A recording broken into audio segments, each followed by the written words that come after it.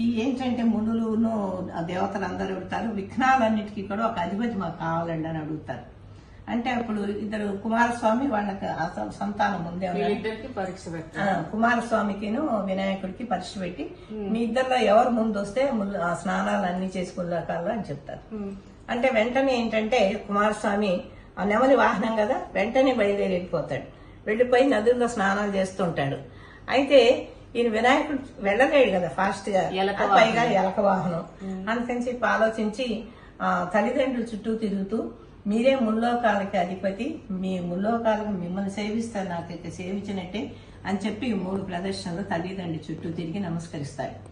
అప్పుడు ఈ ప్రభావం వల్ల కుమారస్వామి ఎక్కడికి వెళ్ళినా ఆ నదిలో అన్నగారు వినాయకుడు స్నానం చేస్తున్నట్టే కనపడుతుంది.